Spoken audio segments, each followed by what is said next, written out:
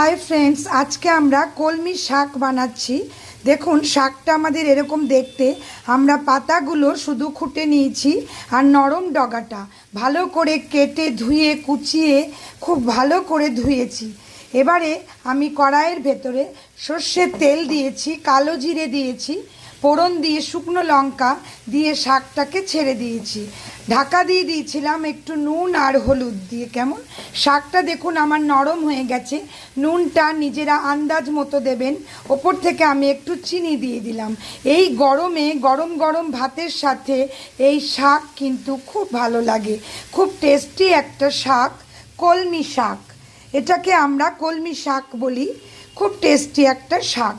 আমরা শুধু পাতাটুকু নিতে পারবো। শাকটা প্রায় আমার তৈরি হয়ে গেছে। এখানে দেখুন একটু বড়ি আর চীনাবাদাম। এই চীনাবাদামটা আমি কিনে এনেছি এভাবে বাজার থেকে। এটা দিয়ে দিলাম আধখানা করে একটু ছাড়িয়ে নিয়ে, আর বড়িটা ভেজে দিয়ে দিলাম। গরম ভাতের পাশে পরিবেশন করুন কলমি শাক। শাকটা ভালো করে প্রথমে ধুয়ে নেবেন। কেমন শাক কিন্তু আমাদের খুব ভালো করে ধুতে হয়। তারপরে পাতা এভাবে আমরা কেটে নেব টুকরো করে, তাহলেই কিন্তু শাকটা তৈরি।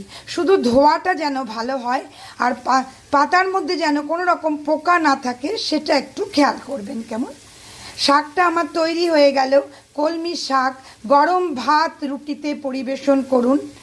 সকলে ভালো থাকুন। আজ আমি এই পর্যন্তই। বাই।